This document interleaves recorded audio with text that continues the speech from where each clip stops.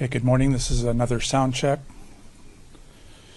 Hopefully we're going to get a 2-minute warning, and if we do, I'll let everybody know when that happens. So, not talking real loud, but here's a sound check. 1, 2, 3, 4, 5. Thumbs up in the back there. 5, 4, 3, 2, 1. Everybody's looking good. Anybody need more? Are we good to go? Keep going. 1, 2, 3, 4, 5. Once again, this is a sound check. Welcome to Minneapolis. 1, 2, 3, 4, 5. 5, 4, 3, 2, 1. Milt, we good? Okay, thank you.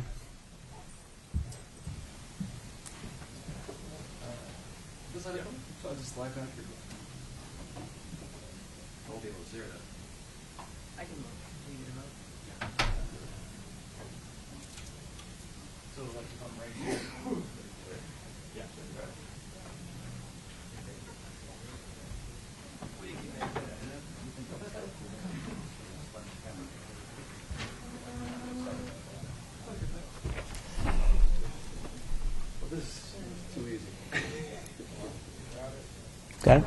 Anybody else? Good.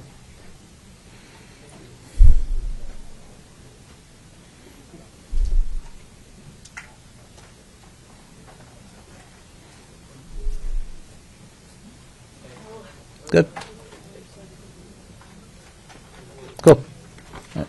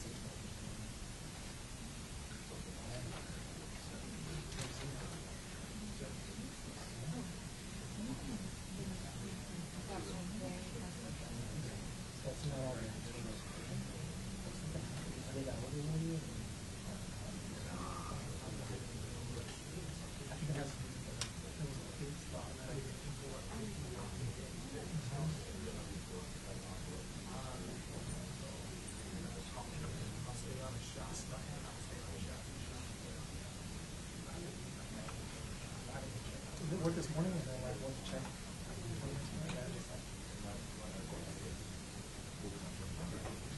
They have an issue, like Tucson sector has an issue. Isn't it? This is the first sector.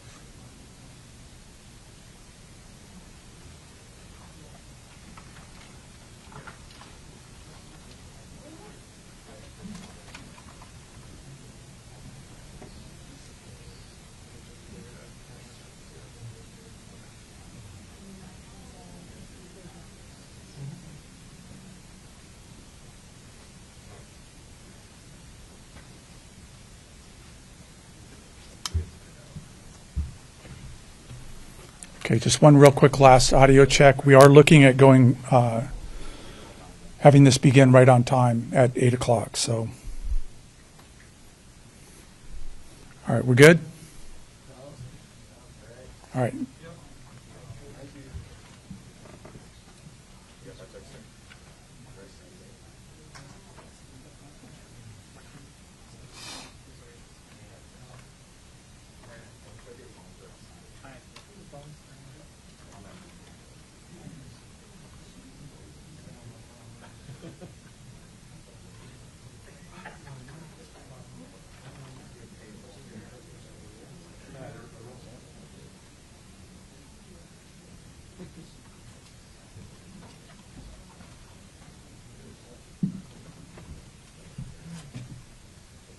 Can you talk?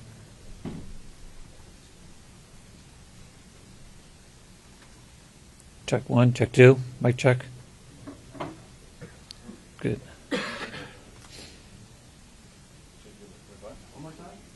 Check 1, mic check, mic 2. Anybody else need a mic check in the room? Maybe talk a different level, I don't know. Okay. Good thumbs up back there.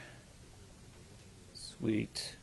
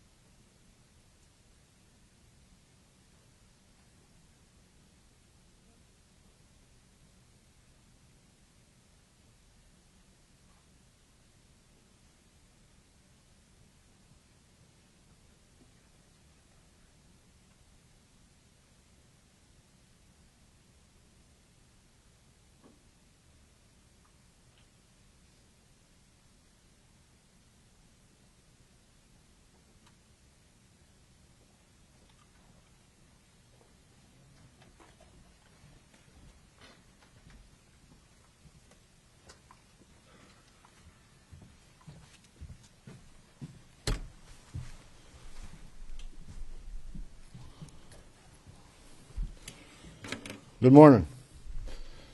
I'm Tom Homan on the board of Czar President Trump.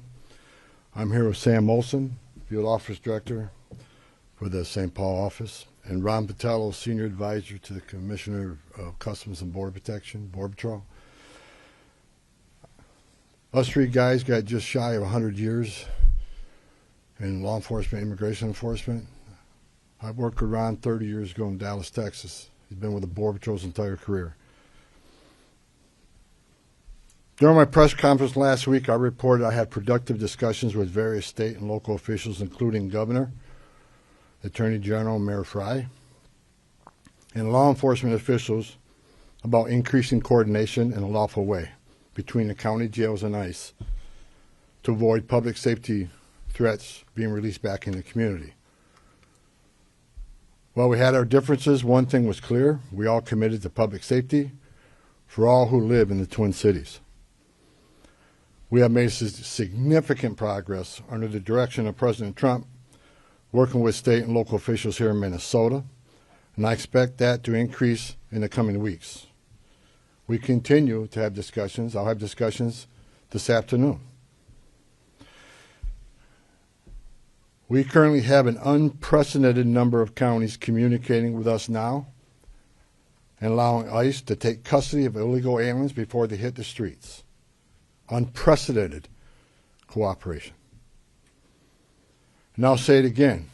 This is efficient, requires only 1 or 2 officers to assume custody of a criminal alien target rather than 8 or 10 officers going into the community and arresting that public safety threat. This frees up more officers to arrest or remove criminal aliens.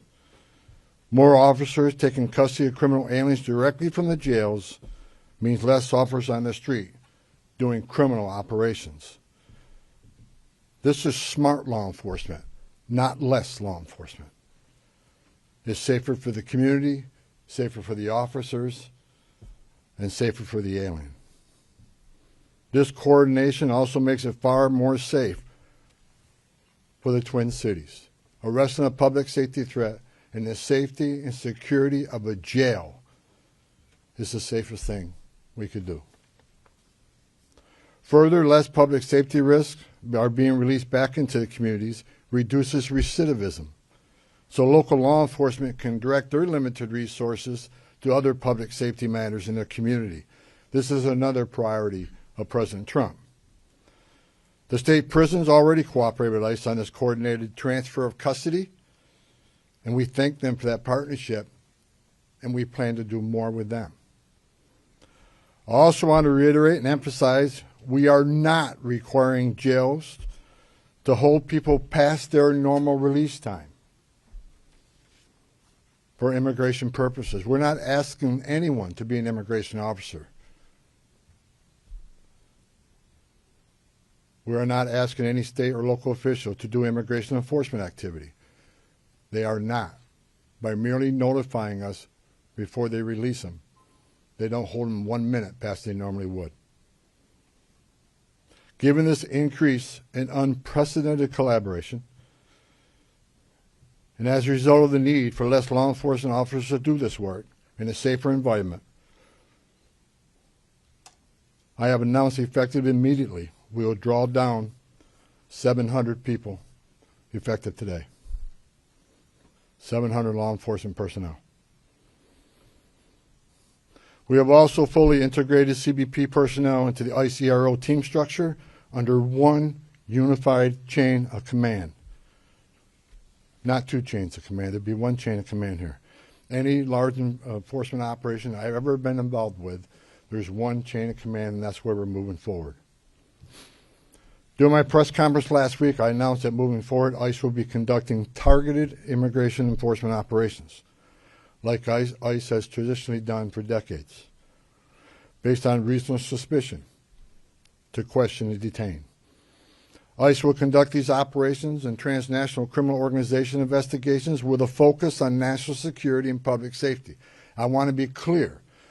Just because you prioritize public safety threats don't mean we forget about everybody else. We will continue to enforce the immigration laws in this country. To help execute this, we have developed and implemented a multi-agency surge task force with an operational framework that clarifies lines of effort, integrated enforcement, investigative and special response efforts. A unified joint operations center has been established to manage all operations and ensure efforts align with priorities of the mission.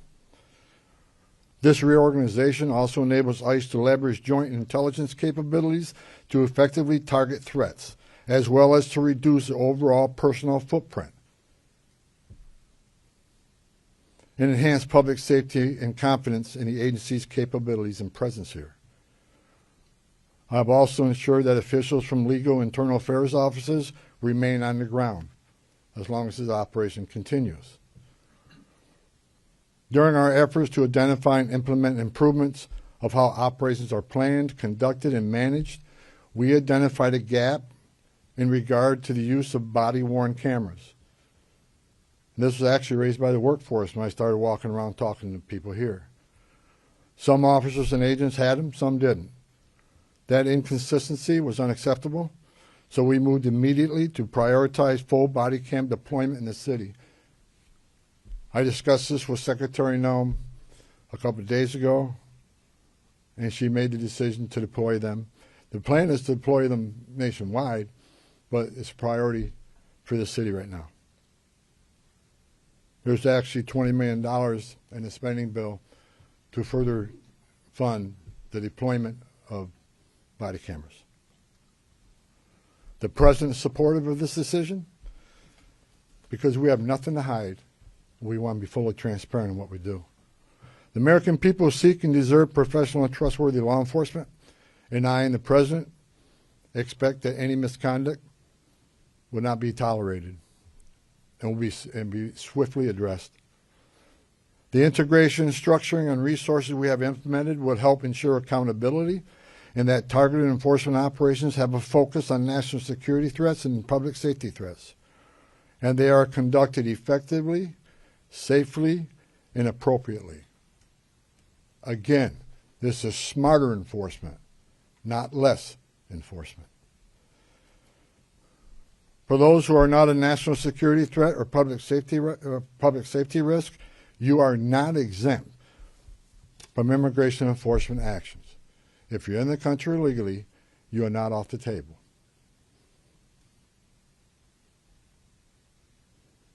And let me be clear, President Trump fully intends to achieve mass deportations during this administration, and immigration enforcement actions will continue every day throughout this country.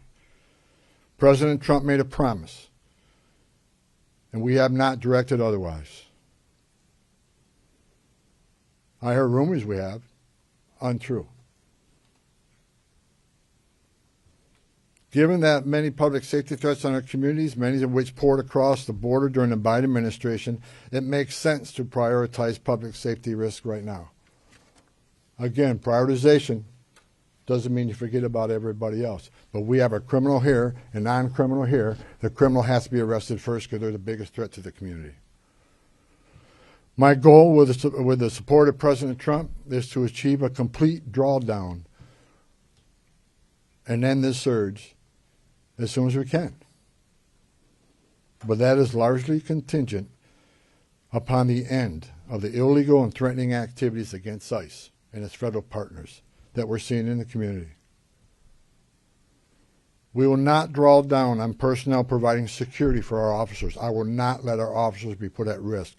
So we will not draw down on personnel providing security and responding to hostile incidents until we see a change in what's happening with the lawlessness of the impeding and interfering and assaulting of ICE and Border Patrol officers. It is against the law to forcibly assault, resist, oppose, impede, intimidate, and interfere with federal law enforcement, including ICE officers and Border Patrol agents. Doxing law enforcement to threaten them and their families because they're executing their sworn duties to enforce immigration law that Congress passed is unacceptable. And it's shameful and incomprehensible to me that this unlawful and threatening behavior is being tolerated by anyone. As far as what I saw yesterday with the roadblocks being set up, You're not going to stop ICE. You're not going to stop Border Patrol. The only thing you're doing is irritating your community and want to go get groceries or pick their children up or whatever. I talked to the chief of police, and he committed to taking swift action on those illegal roadblocks. They're illegal. We shouldn't tolerate them. Again, a complete drawdown is going to depend on the cooperation, continued cooperation of local and state law enforcement, and the decrease of the violence, the rhetoric, and the attacks against ICE and Border Patrol. The federal law enforcement personnel, ICE and CBP, and other partner agencies are patriots. And they've carried out their duties patriotically, with integrity, with professionalism, and compassion. I've said this many times. These men and women don't hang their heart on the hook when they come to work. President Trump and I strongly stand with them in the critical work they do to prevent harmful or otherwise dangerous people from entering or remaining in this country. As part of the surge operation here, numerous criminal aliens have already been arrested. We've arrested 14 people who had homicide convictions, 139 people with sex-related offenses, 28 gang members. Correct me, 139 assault convictions, 87 sex offenses, 28 gang members have been arrested, just to name a few. We're taking a lot of bad people off the street. Everybody should be grateful to that. Who in their right mind would want these dangerous criminals walking around their communities? Everyone has a constitutional right to peacefully protest. President Trump and I, we completely support that. At the same time, professional law enforcement officers should and need to be able to perform their sworn duties without being harassed, impeded, or assaulted. I want anyone to report instances of alleged misconduct or wrongdoing. There's a way to report that. The Trump administration is taking violations of 18 U.S.C. 111, which is assaulting, impeding, interfering. We're taking that seriously. If you violate the law, you will be federally prosecuted. In the past month, 158 people have been arrested for violation of 111. 85 cases have been already accepted for prosecutions. The rest remain pending. We've had 9 indictments of those who raided the church, and additional cases are being worked. Additionally, I've been saying this for almost a year now. Hateful, extreme rhetoric against ICE personnel is completely unacceptable.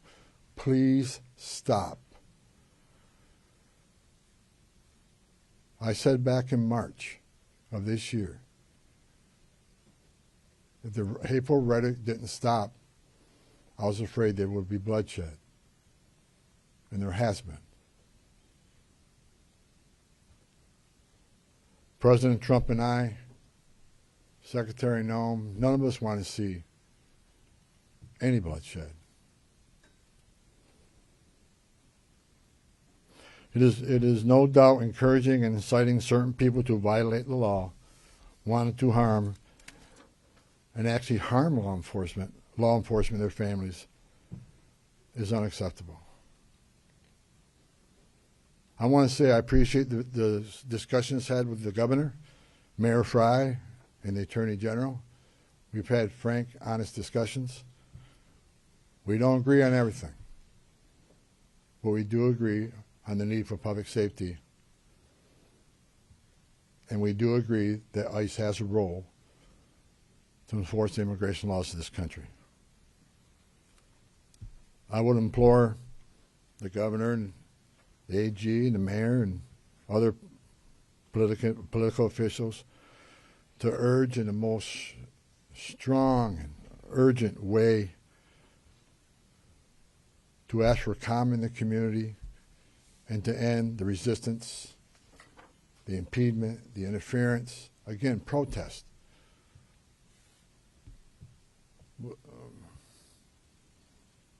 But stop impeding, stop interfering, stop violating the law, because we will arrest you. In closing, President Trump and I would like to thank the men and women of ICE, Border Patrol and other federal agencies on the ground here, for your dedication to the oath you swore to enforce the federal laws and promote public safety through the work you do. That hasn't been easy. I know the sacrifices you made. I know the sacrifices your families make. I know your families worry about you every day. I know you've been away from birthdays and anniversaries and holidays. I appreciate every one of you. I wore that green uniform. I love the United States Border Patrol. I was an ICE agent. I know the job you have. I know the tragedies you've seen. The President is with you.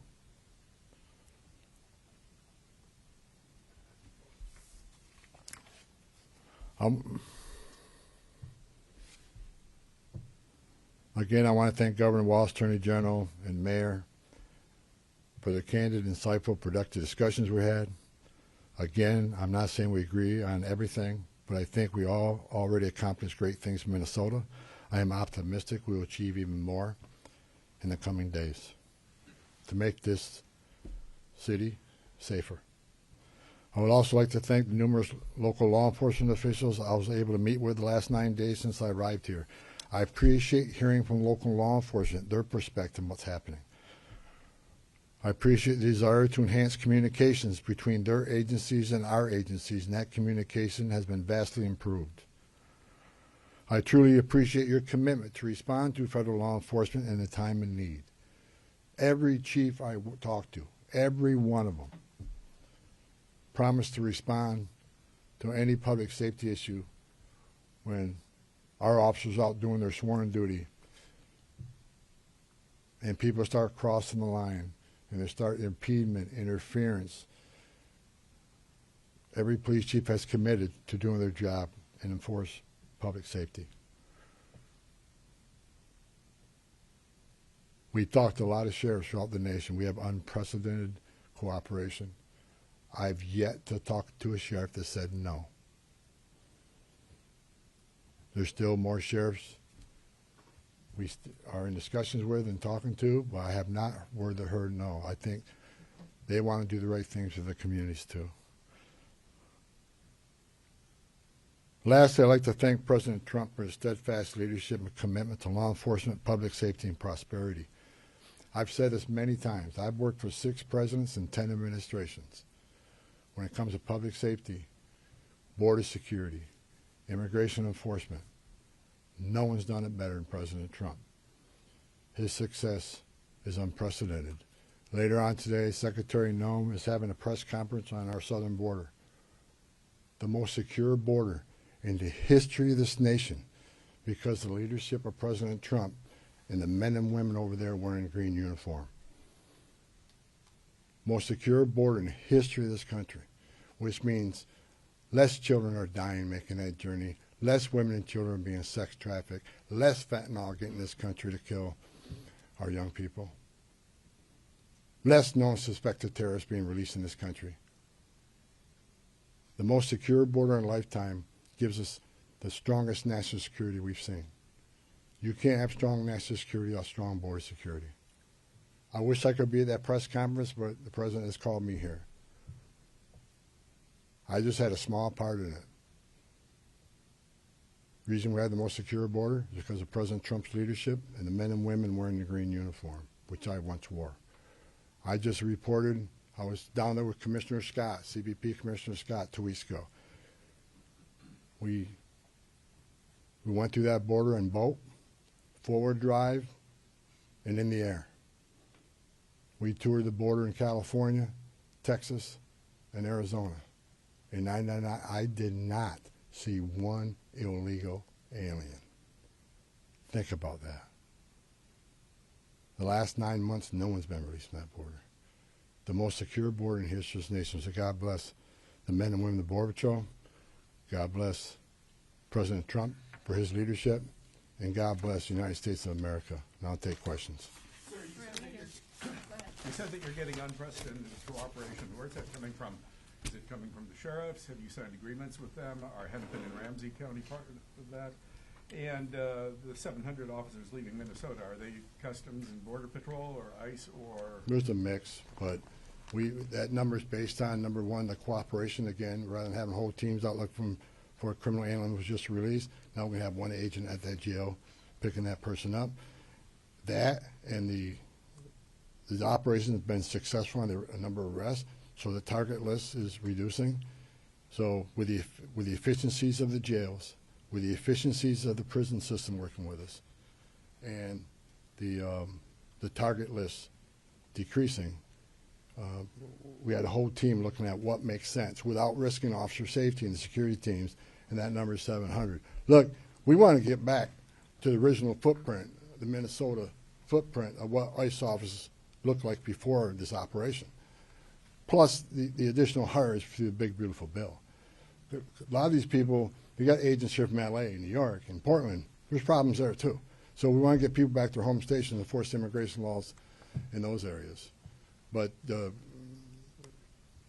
vast majority of sheriffs, there's only a few that we're still in consultation with, but this is unprecedented cooperation. So again, I want to thank, you know, the sheriffs, the governor, and the AG. I think we're in a lot better place than we've ever been in. We never had this kind of cooperation at this level, and I'm not leaving until we get all done.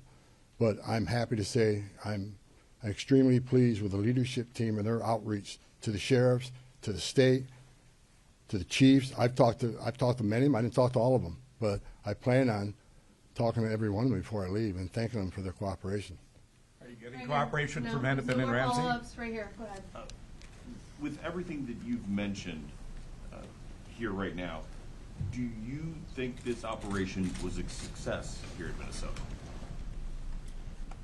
Yeah, I think I just listed a bunch of people we took off the streets of the Twin Cities. So I think it was very effective as far as public safety goes.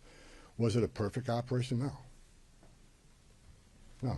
And I just told you, we created one unified chain of command, make sure everybody's on the same page, make sure we're deconflicting targets, and making sure we follow the rules. Now, I'm not saying anybody, you know, I don't think anybody purposely didn't do something they should have done. I'm saying that I brought a different set of eyes on this. I've done this for a long time.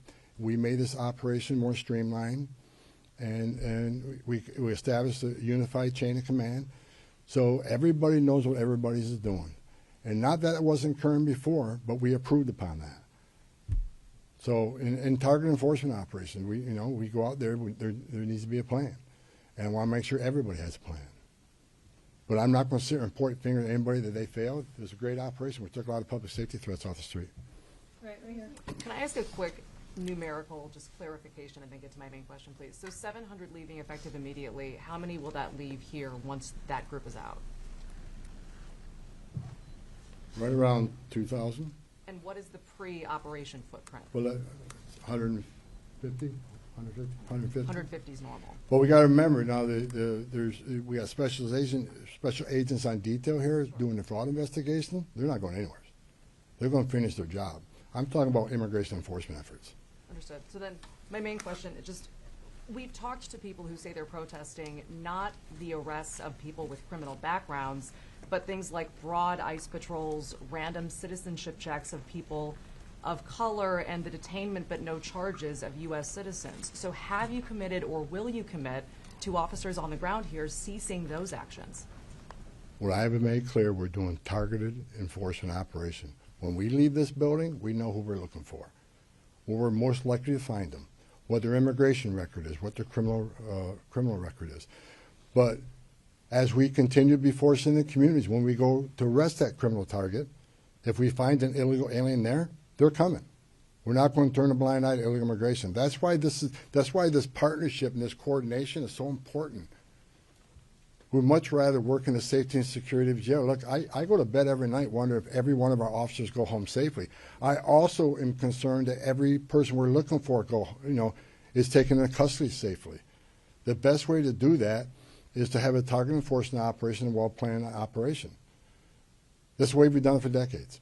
So should we expect to see no more of that? Pardon me? Should we expect to see no more of those citizenship checks? I have lower one I have point? directed target enforcement operations, and we'll hold our officers to the highest standards. These are professionals. Again, you know, I wish every one of you would put that gun on your hip, put that Kevlar vest on, and go out there and put up what they put up with. Considering the hate, the rhetoric, the attacks, I think they performed remarkably, and I'm proud of them. We came here, President Trump sent me here. I didn't ask to come here. President Trump sent me here to help de-escalate what was going on. We're not surrendering our mission. We're not walking away from our mission. We're just making this more effective and more smart. This is smart law enforcement. Smart law enforcement makes it safer. Right. Realistically, how much work is there left to do here? And with this unprecedented cooperation, how long could this take, best case scenario in your eyes, to get the job done? Look, I said it. We want to get out. We want to get back to the normal operational footprint here, but that depends on the people out there putting up illegal roadblocks. That depends on people that want to intimidate and interfere and put hands on ICE officers. Tone down the rhetoric.